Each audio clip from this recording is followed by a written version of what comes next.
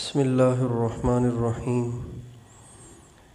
إن الحمد لله نحمده ونستعينه ونستغفره من يهده الله فلا مضل له ومن يضلل فلا هادي له وأشهد أن لا إله إلا الله وحده لا شريك له وأشهد أن سيدنا ونبينا وحبيبنا وشفيعنا وقرة أعيننا محمدا عبده ورسوله صلى الله تبارك وتعالى عليه وعلى آله وأصحابه وأزواجه وذريته وبارك وسلم تسليما كثيرا أما بعد فأعوذ بالله من الشيطان الرجيم بسم الله الرحمن الرحيم إن الذين آمنوا وعملوا الصالحات أولئك هم خير البرية جزاؤهم عند ربهم جنات عدن تجري من تحتها الأنهار خالدين فيها سبحان ربك رب العزة عما يصفون وسلام على المرسلين والحمد لله رب العالمين اللهم صل على سيدنا محمد وعلى آل سيدنا محمد وبارک وسلم۔ میرے محترم دوستو اور بھائیو، جس طرح انسان اپنی دنیا کی زندگی کو بنانے کے لیے مختلف محنتیں کرتا ہے اور مختلف اسباب اختیار کرتا ہے، اسی طرح مسلمان ہونے کے ناطے ہم سب کا ایمان ہے کہ مرنے کے بعد بھی ایک زندگی ہے اور اس کی بھی ایک مستقل تیاری ہے۔ دنیا کی زندگی کو خوبصورت بنانے کے لیے لوگ پیسہ کماتے ہیں، بزنس کرتے ہیں، نوکریاں کرتے ہیں، کھیتی باڑی کرتے ہیں، زمیندارہ کرتے ہیں، مزدوریاں کرتے ہیں، اور یہ ساری محنتیں اس لیے کرتے ہیں تاکہ ہم یہاں خوشی والی زندگی، عزت والی زندگی، فراخی والی زندگی کہ جس میں محتاجی نہ ہو، ایسی زندگی گزار سکیں۔ لوگ اپنے بچوں کو نوکریاں کراتے ہیں اور خود بزنس کرتے ہیں، عورتیں بھی بزنس کر رہی ہیں، عورتیں بھی نوکریاں کر رہی ہیں، عورتیں بھی ملازمتیں کر رہی ہیں۔ یہ ساری محنتوں کا مقصد صرف یہی ہے کہ دنیا میں خوشی کی زندگی، راحت کی زندگی اور وسعت کی زندگی گزاریں، اس میں تنگی نہ ہو، محتاجی نہ ہو، غربت نہ ہو۔ میرے دوستو، لیکن آج ایمان کی کمزوری کی وجہ سے اس چھوٹی سی زندگی کو بنانے کے لیے تو گھر کے سارے افراد محنت کر رہے ہیں، لیکن وہ جو زندگی مرنے کے بعد آنے والی ہے، جو ہمیشہ کی زندگی ہے، اگر کہا جائے کروڑہا سال تو بھی کروڑہا سالوں کی ایک انتہا ہے، اور اگر یوں کہا جائے ارب سال، آخر اس کی بھی کوئی اینڈ ہے، اس کی بھی کوئی انتہا ہے۔ اگر کہا جائے کھرب سال تو بھی اس سے آخرت کا پورا مفہوم ادا نہیں ہوتا، اس لیے کہ کھرب سال بھی کبھی تو پورے ہوں گے، لیکن آخرت کی زندگی وہ ہے کہ جس کی کوئی انتہا ہے ہی نہیں، اس کی اینڈ نہیں ہے۔ جب تک اللہ ہے تب تک آخرت کی زندگی ہے، اللہ ہمیشہ ہے تو آخرت بھی ہمیشہ ہے۔ اس لیے کہتے ہیں انسان جو ہے، انسان ختم ہونے والی مخلوق نہیں ہے، انسان ختم ہونے والی مخلوق نہیں ہے، وہ یہاں ہے، موت آئے گی تو یہاں سے وہاں چلا جائے گا، جگہ بدل جاتی ہے، انسان مرتا نہیں ہے۔ اس لیے اللہ تعالیٰ نے قرآن پاک میں یہ نہیں کہا کہ ہر ایک نے مرنا ہے، ختم ہو جانا ہے، مٹی میں مل کر مٹی ہو جانا ہے، اللہ نے یہ نہیں کہا۔ اللہ تعالیٰ فرماتے ہیں کل نفس ذائقۃ الموت، ہر ایک نے موت کا ذائقہ چکھنا ہے، چکھیں گے، تھوڑی دیر کے لیے چکھیں گے، پھر کہیں اور چلے جائیں گے، وہاں بھی زندگی ہے جیسے یہاں زندگی ہے۔ تو وہ زندگی جس کی کوئی حد ہی نہیں، جس کی کوئی اینڈ ہی نہیں، جس کی کوئی انتہا ہی نہیں، اس کے لیے ہم محنت نہیں کر رہے، اور اس زندگی کے لیے اتنی محنت اتنی محنت اتنی محنت اپنے آپ کو تھکا دیتے ہیں، اپنی جوانیاں گھلا دیتے ہیں، اپنی ساری صلاحیتیں خرچ کر دیتے ہیں اس زندگی کو بنانے کے لیے۔ اسی وجہ سے اللہ تعالیٰ نے قرآن پاک میں جن عنوانوں کو بہت زیادہ بیان کیا ہے، جن مضامین کو بہت زیادہ بیان کیا ہے، ان میں سے ایک عنوان یہ بھی ہے کہ اللہ تعالیٰ نے قرآن مجید میں 20 نہیں سینکڑوں جگہ دنیا کا فانی ہونا، دنیا کا عارضی ہونا اور دنیا کا ٹیمپرری ہونا، وقتی ہونا بیان کیا ہے، اور آخرت کا دائمی ہمیشہ ہمیشہ والا ہونا اللہ تعالیٰ نے بیان کیا ہے۔ اور اتنا اللہ نے آخرت کو بیان کیا ہے کہ اگر کوئی دل کے کان کھول کر قرآن پاک کو سمجھ کر پڑھے، علماء سے سمجھ کے پڑھے، میرے بھائیوں، اس کا دل آخرت کے لیے فکر مند ہوئے بغیر رہ نہیں سکتا۔ ہمارے امام اعظم ابو حنیفہ رحمۃ اللہ علیہ، ایک دفعہ انہوں نے عشاء کی نماز پڑھی، اور عشاء کی نماز کے بعد انہوں نے نفلوں کی نیت باندھی اور اس میں قرآن پاک پڑھا، یاسین شریف کی تلاوت کر رہے تھے۔ یاسین شریف پڑھتے پڑھتے اس آیت پہ پہنچے، وَامْتَازُوا الْيَوْمَ أَيُّهَا الْمُجْرِمُونَ، اس آیت پہ پہنچے۔ اس آیت کا مطلب یہ ہے کہ کل قیامت کے دن بھیڑ ہوگی، ایک لوگوں کا ٹھاٹھیں مارتا ہوا سمندر ہوگا، آدم علیہ السلام سے لے کے قیامت تک کے انسان ہوں گے۔ تو اس مجمع میں اللہ تعالیٰ کی طرف سے اعلان ہوگا، وَامْتَازُوا الْيَوْمَ أَيُّهَا الْمُجْرِمُونَ، اے مجرموں، دنیا میں تو تم نیکوں کے ساتھ ملے جلے رہے اور نیکوں کے ساتھ اٹھتے بیٹھتے رہے، نیکوں سے تمہاری رشتہ داریاں، نیکوں سے تمہاری دوستیاں یاریاں تعلقات تھے، لیکن آج تم دونوں کا انجام ایک جیسا نہیں ہوگا۔ تم مجرم جتنے ہو وہ سب کے سب نیک لوگوں سے الگ ہو جاؤ۔ اب جب یہ اعلان ہوگا تو اب کون کہے کہ جی میں مجرم نہیں ہوں؟ تو کتنے بڑے خطرے کی بات ہے، ہر ایک کے لیے بڑا مسئلہ ہے، چونکہ بڑے سے بڑا اللہ والا بھی یہ نہیں کہہ سکتا کہ میں نے کوئی گناہ نہیں کیا، گناہ تو سب سے ہوتا ہے۔ اب اس آیت کو پڑھا، اس مضمون کو سوچا تو اتنی وجد کی سی کیفیت طاری ہوئی کہ اس آیت کو پڑھتے رہے روتے رہے، پڑھتے رہے روتے رہے، پڑھتے رہے روتے رہے، یہاں تک کہ فجر کی نماز کا ٹائم ہو گیا۔ حضرت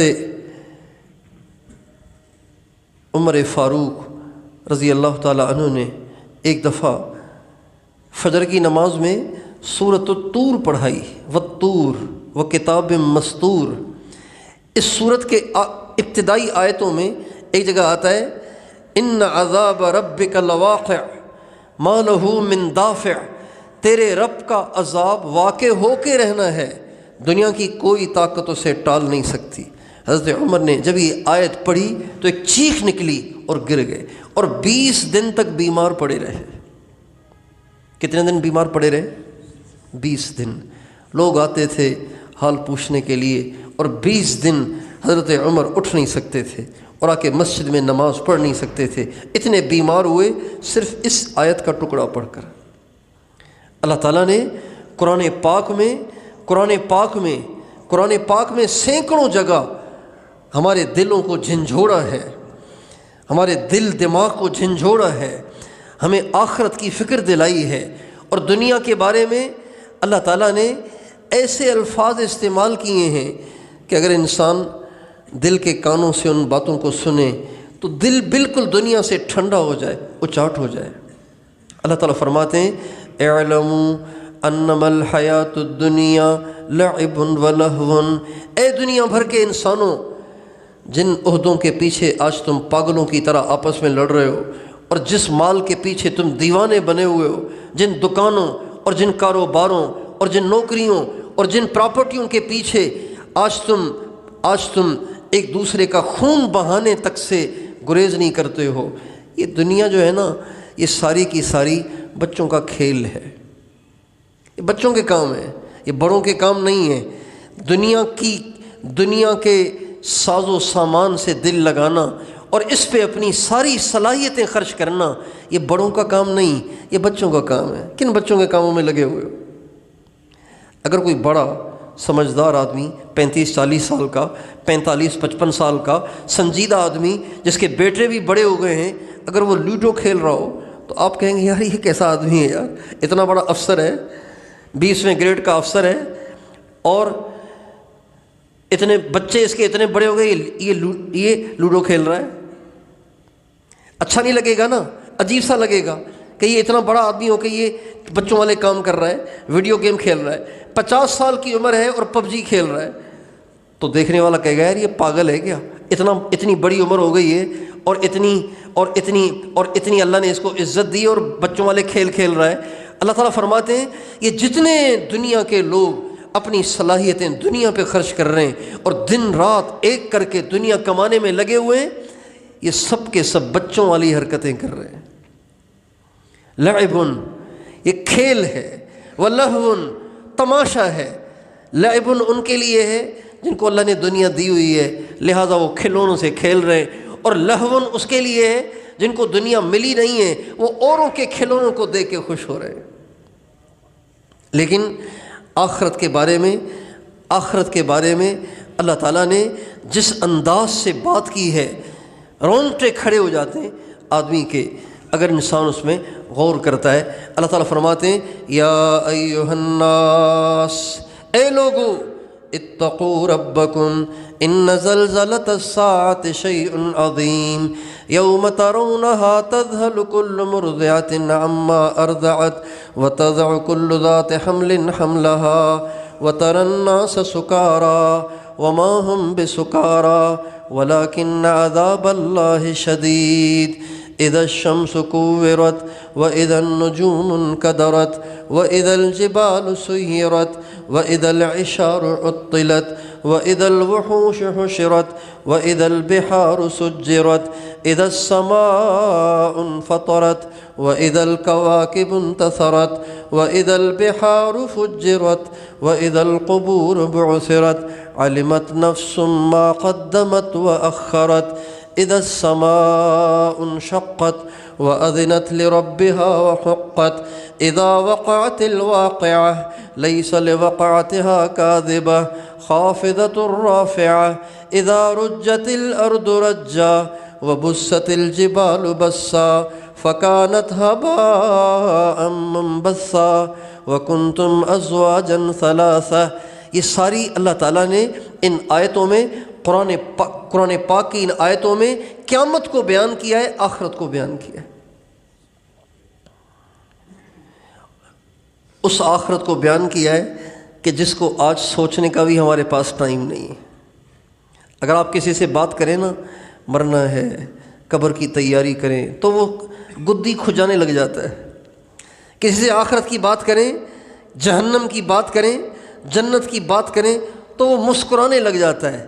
کسی سے جہنم جنت کی بات کریں، قیامت کی پیشی کی بات کریں تو وہ ادھر ادھر دیکھ رہا ہوتا ہے کہ یہ کب خاموش ہوگا تاکہ میں اپنی دنیا کے کام کروں۔ اتنی دنیا آج ہم پہ سوار ہوئی ہے۔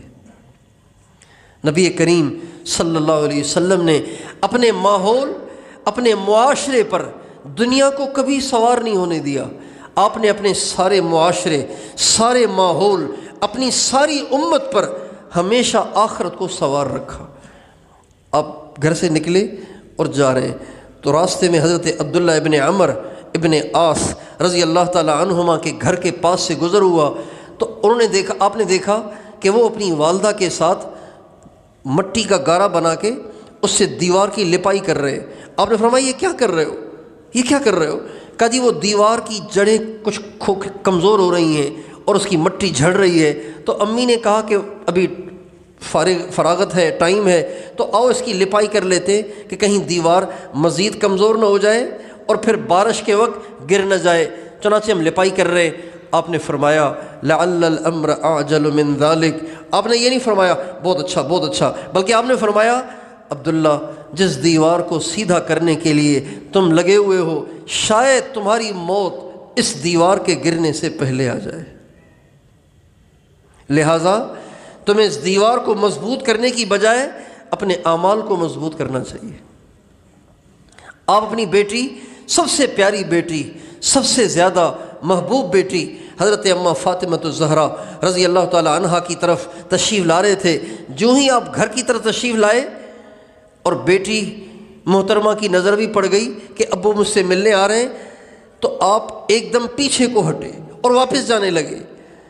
تو حضرت اماں فاطمہ پریشان ہوئی، حضرت علی کو بھیجا کہ ابو آ رہے تھے پھر واپس چلے گئے، آتے آتے واپس کیوں چلے گئے؟ آپ علیہ السلام نے حضرت علی سے فرمایا، علی میری بیٹی فاطمہ سے کہو کہ تم نے اپنے دروازے پہ جو پردہ لٹکایا ہوا ہے نا، یہ مجھے پسند نہیں ہے، اس پہ نقش و نگار بنے ہوئے ہیں، یہ مجھے پسند نہیں ہے۔ اگر محمد کو بلانا ہے تو اس پردے کو اتارنا ہوگا، اس لیے کہ محمد اور دنیا ایک گھر میں جمع نہیں ہوتے۔ آپ استنجا سے فارغ ہوئے اور کچی دیوار پہ ہاتھ مار کے آپ تیمم کرنے لگے۔ عبداللہ ابن عباس رضی اللہ عنہما نے پوچھا، یا رسول اللہ پانی تو ساتھ ہی پڑا ہوا ہے، آپ تیمم کر رہے ہیں، جبکہ مسئلہ یہ ہے کہ پانی اگر 1 میل تک دور ہو تو اتنا دور جانے کی بجائے آپ مٹی سے ہی تیمم کر لیں، اسی سے آپ کا وضو بھی ہو جائے گا، غسل بھی ہو جائے گا۔ تو آپ کا پانی تو اتنا دور نہیں ہے، یہ ساتھ ہی پانی رکھا ہوا ہے، آپ مٹی پہ ہاتھ مار کے تیمم کر رہے ہیں۔ آپ نے فرمایا، وما یدرینی لعلی لا ابلغہ، عبداللہ مجھے کیا خبر کہ یہ چند قدم چل کر میں پانی تک پہنچ سکوں گا کہ نہیں پہنچ سکوں گا۔ اگر میں ان چند قدموں کے دوران ہی دنیا سے چلا جاؤں تو مجھے یہ بات پسند نہیں ہے کہ میں دنیا سے بے وضو جاؤں۔ ہمارے نبی نے اپنے اہل بیت، اپنے صحابہ، اپنے معاشرے پر آخرت کو ہمیشہ سوار کیے رکھا، ہمیشہ ان کو آخرت کی فکر میں لگائے رکھا۔ آپ نے کبھی کسی صحابی کو دنیا کی طرف، اپنے اہل بیت میں سے کسی کو دنیا کی طرف مائل ہوتے برداشت نہیں کیا۔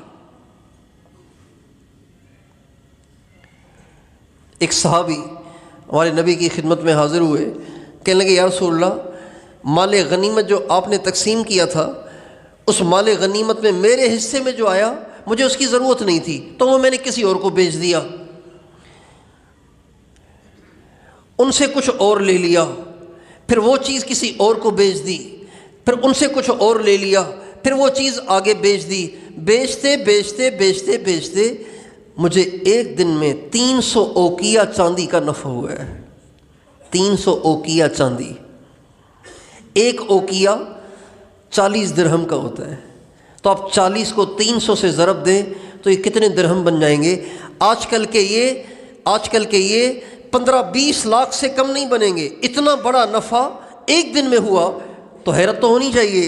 چنانچہ ہمارے نبی سے آ کے کہا، یا رسول اللہ ایک دن میں مجھے اتنا نفع ہوا ہے۔ آپ نے فرمایا، آپ نے جب دیکھا کہ میرے صحابی کا دل لاکھوں کو دیکھ کر اس کی طرف مائل ہو رہا ہے، تو آپ نے فرمایا، اس سے زیادہ نفع کی چیز بتاؤں؟ اس سے زیادہ نفع کی چیز بتاؤں؟ کہا ہاں یا رسول اللہ ضرور بتائیے۔ فرمایا، فرض نماز جب پڑھ چکو تو 2 رکعت نفل بھی پڑھ لیا کرو۔ فرض نماز کے بعد 2 رکعت نفل پڑھنا یہ لاکھوں کے نفع سے زیادہ نفع ہے۔ آج اگر کسی سے اس قسم کی باتیں کرو، کہتے پاگل ہو گیا ہے، یہ پرانے زمانے کی باتیں بھائی، یہ ٹیکنالوجی کا دور ہے، کماؤ کھاؤ، کماؤ گے تو کھاؤ گے، ورنہ ذلیل ہوگے، خوار ہوگے اور بھوکے مر جاؤ گے۔ میرے دوستو، نبی کریم صلی اللہ علیہ وسلم کی تعلیمات صرف آپ کے زمانے کے لیے نہیں ہیں، یہ قیامت تک کے زمانوں کے لیے ہیں، قیامت تک کے انسانوں کی رہبری ہے، قیامت تک کے انسانوں کی اس میں رہبری رہنمائی ہے۔ آج ہم مسلمانوں نے دنیا سے دل لگا لیا، دنیا کے دیوانے ہو گئے، دنیا پہ فدا ہونے لگے، لہٰذا اللہ تعالیٰ نے ہمیں دنیا کے جھمیلوں میں ایسا پھنسا دیا کہ آج مسلمان کے پاس 5 وقت کی نماز پڑھنے کا بھی ٹائم نہیں ہے۔ کتنے مسلمان ملتے ہیں، جب ان سے نماز پڑھنے کا پوچھو تو کہتے ہیں ٹائم ہی نہیں ملتا۔ کیا مسلمان کی زبان سے یہ جملہ اچھا لگتا ہے کہ مسلمان جب اس سے نماز کا پوچھا جائے تو وہ کہے کہ جی ٹائم نہیں ملتا؟ مسلمان کی زبان سے یہ بول اچھا لگتا ہے؟ شاید یہ بول کفر تک پہنچا دے، یہ بول شاید اسلام سے خارج کر دے، یہ بول شاید اسلام سے مرتد کر دے۔ مفتی بتائیں گے، لیکن یہ بول مسلمان کی زبان سے اچھا نہیں لگتا۔ شاید یہ بول ارتداد کی طرف لے جائے کہ مسلمان اس فرض نماز کے لیے کہے کہ مجھے ٹائم نہیں ملتا، جس فرض نماز کو ہمارے نبی نے دنیا سے جاتے جاتے بھی ادا کیا۔ آپ کے انتقال کا وقت قریب ہے، آپ میں ہمت نہیں ہے چلنے کی، آپ حضرت علی، حضرت عباس کے کندھوں پہ اپنی باہوں کو پھیلا کر، جبکہ آپ کے پاؤں زمین پہ گھسٹ رہے تھے، آپ کے پاؤں اٹھ نہیں رہے تھے، جم نہیں رہے تھے، ورجلاه تخطان علی الارض، آپ کے پاؤں زمین پہ لکیر بنا رہے تھے، اور آپ نے آ کے مسجد میں نماز پڑھ کے ساری امت کو ایک سبق دیا، ساری امت کو ایک پیغام دیا کہ جب تمہارے نبی نے اس حال میں نمازیں پڑھی ہیں تو تم سے نماز کیسے معاف ہو سکتی؟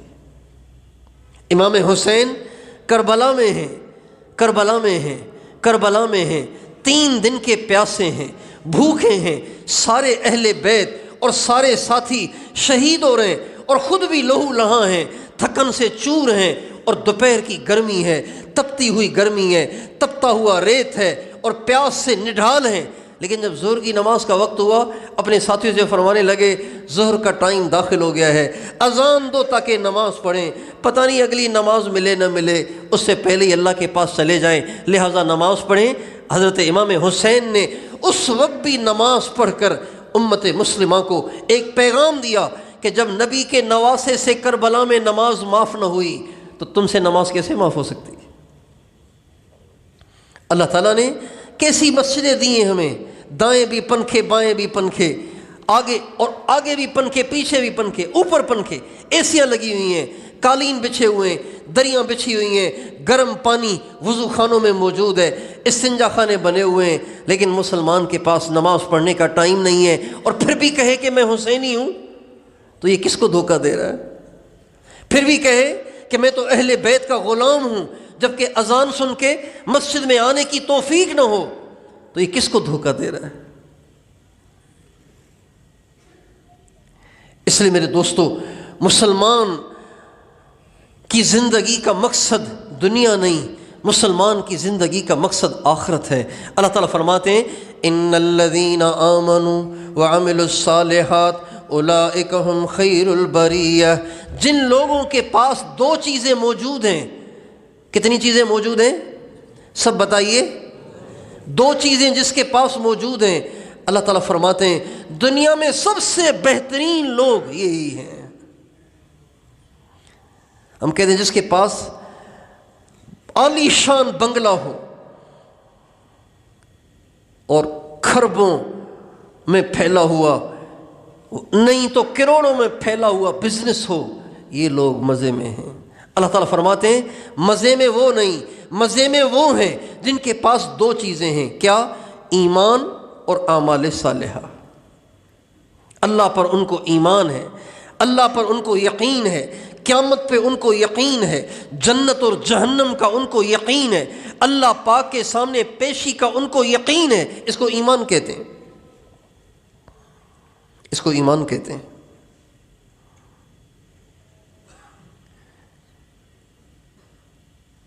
ایمان اس کو کہتے ہیں کہ اللہ پاک نے جس چیز کی خبر دی ہے اس پہ ایسے یقین ہو جیسے آنکھوں کا دیکھا، جیسے آنکھوں کا دیکھا۔ اللہ نے کہا ہے نا کہ جہنم ہے تو بس ہے، اللہ نے کہا ہے کہ جنت ہے فرما برداروں کے لیے تو جنت ہے، اب جہنم کا خوف ہو، جنت کا شوق ہو، اس کو ایمان کہتے ہیں۔ اللہ نے کہا ہے کہ آپ نے مرنا ہے اور مرنے کے بعد آپ کی پیشی ہے، قبر جنت کا باغ ہے، جہنم کا گڑھا ہے، اور قبر میں سوال جواب ہے، تو اس کا یقین ہو، دل سے اس کو تسلیم کیا جائے، اس کا نام ایمان ہے۔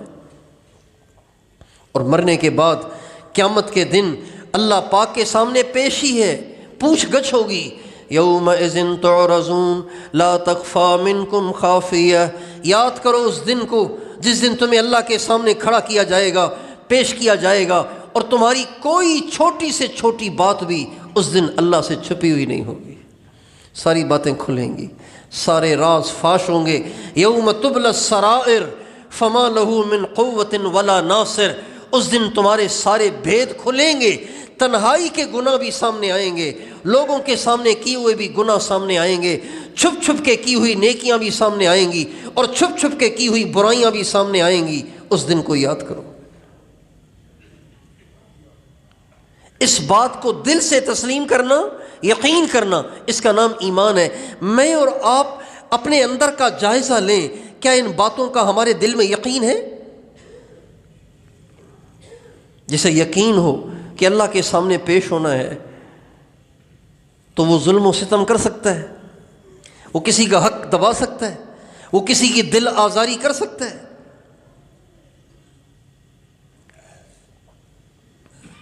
وہ اللہ کی نافرمانی کر سکتا ہے۔ جس کو اس بات کا یقین ہو کہ پوچھ ہوگی، اللہ کے سامنے پیش کیا جائے گا۔ اللہ اکبر۔ میرے دوستو، کیا بنے گا اس وقت جب میں اور آپ اللہ کے سامنے کھڑے کیے جائیں گے؟ دھوکہ بھی نہیں دے سکتے، رشوت دے کے جان بھی نہیں چھوڑا سکتے۔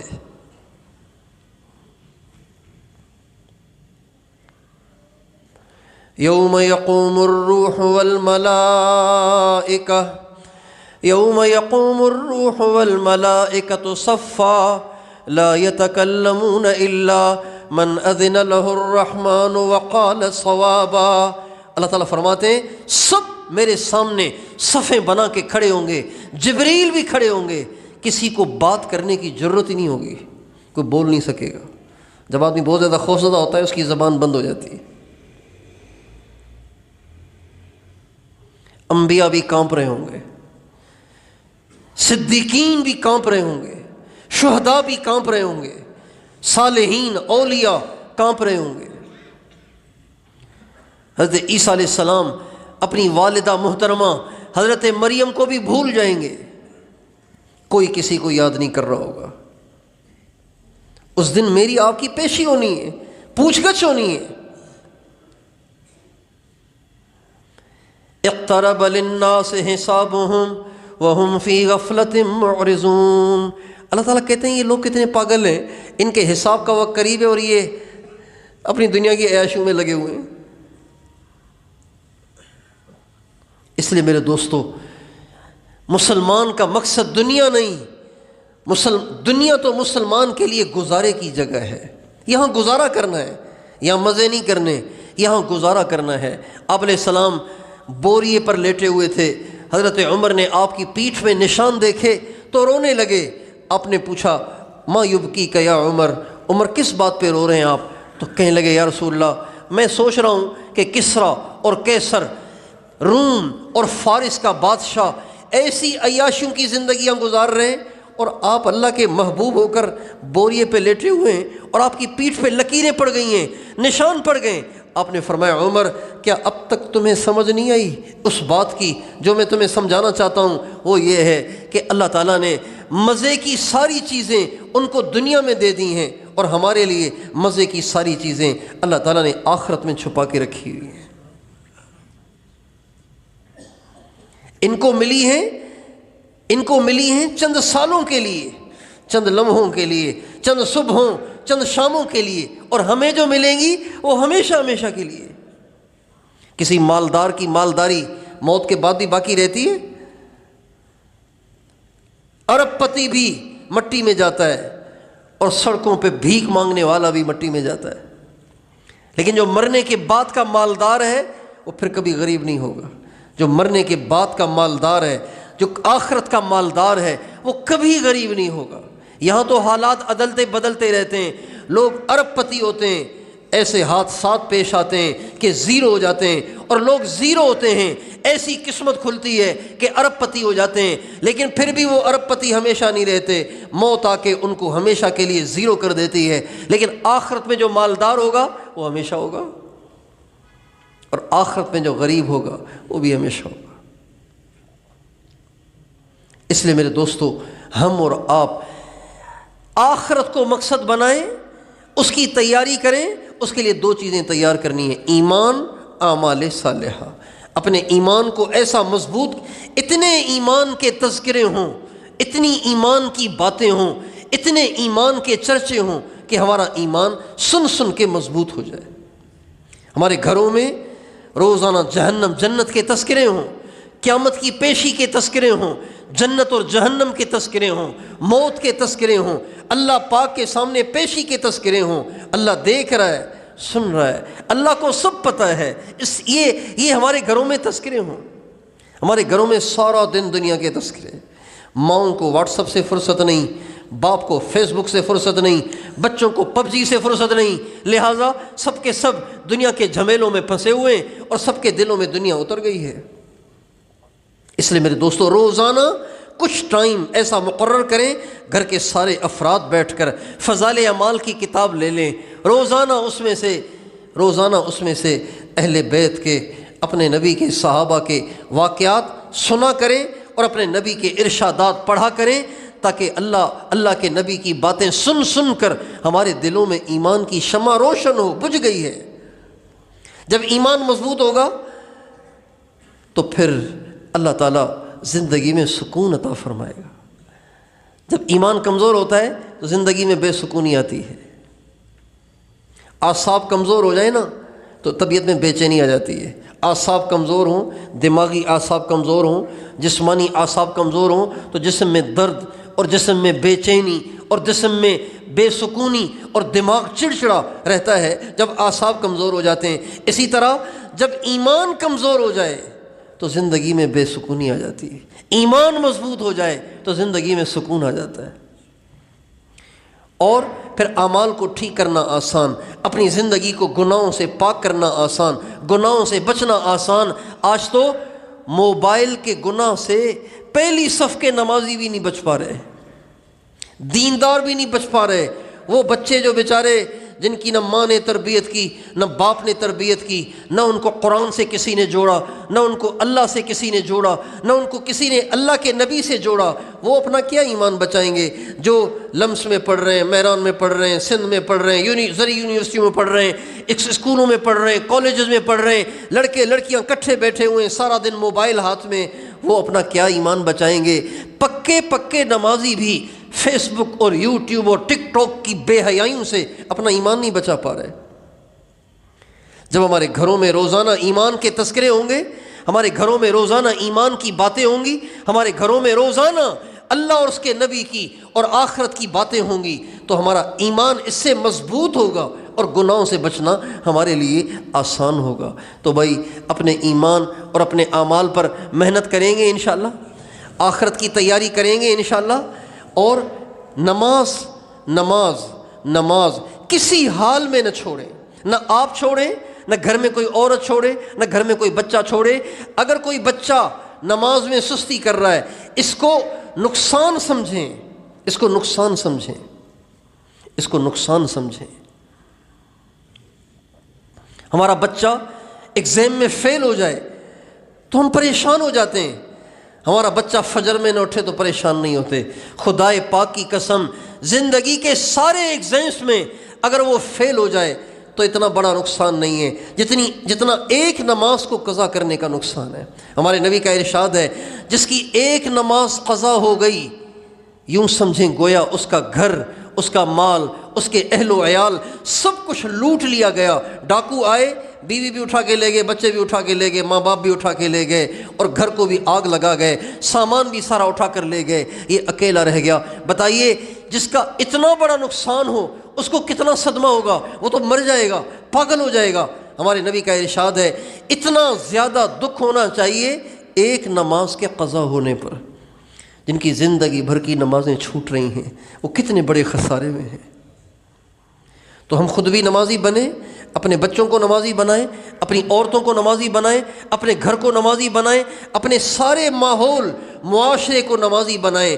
ایک مسلمان بھی بے نمازی نہ رہے۔ امام حسین نے کربلا میں نماز پڑھی، ہمارے نبی نے آخری دم تک نماز پڑھی، اور جب آپ دنیا سے جا رہے تھے تو جاتے جاتے بھی آپ نے جس چیز کی اپنی امت کو نصیحت اور وصیت فرمائی وہ بھی نماز ہی تھی۔ الصلاۃ الصلاۃ الصلاۃ، اے میری امت، نماز نماز نماز، یہ کہتے کہتے آپ دنیا سے رخصت ہوئے۔ یہ کیسے ہم نبی کے عاشق کہلائیں، اور کیسے ہم حسینی اور اہل بیت کے حبدار کہلائیں، ہم کیسے اللہ کے نبی کے ماننے والے کہلائیں کہ ہماری نمازیں ہی نہیں ہیں جبکہ ہم نبی کے عاشق کہلاتے۔ ہم نبی کے امتی کہلاتے ہیں، اور ہمارے نبی کی آخری وصیت نماز کی تھی۔ تو بھئی اپنے سارے گھر کو، اپنے سارے معاشرے کو نمازی بنانے کی محنت کریں گے نا انشاءاللہ۔ اللہ تعالیٰ مجھے آپ کو مرتے دم تک نمازیں پڑھنے کی توفیق عطا فرمائے۔ ابراہیم علیہ السلام اللہ کے خلیل ہیں، اللہ پاک سے دعا کر رہے ہیں کیا؟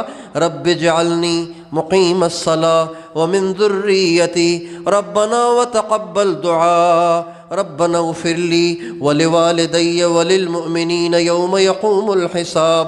اے اللہ مجھے بھی نماز کو قائم کرنے والا بنا دے، میرے بچوں کو بھی نماز کو قائم کرنے والا بنا دے۔ بتائیے حضرت ابراہیم علیہ السلام نے کوئی نمازیں چھوڑ دینی تھیں کہ اللہ سے دعا کر رہے ہیں کہ یا اللہ مجھے بھی نمازیں پڑھوا؟ یہ ہماری تعلیم کے لیے اللہ تعالیٰ نے حضرت ابراہیم علیہ السلام کی دعا کو ذکر کیا کہ نماز کی اتنی اہمیت ہے کہ اپنے لیے، اپنے بچوں کی نماز کے لیے حضرت ابراہیم خلیل اللہ جیسے جلیل القدر پیغمبر بھی اللہ سے دعائیں کر رہے ہیں۔ تو ہمیں بھی اس کی فکر ہونی چاہیے کہ ہماری ساری نسل نمازیں پڑھتی رہے۔ اللہ تعالیٰ مجھے اور آپ کو ان چیزوں کے لیے فکر مند ہونے کی توفیق عطا فرمائے۔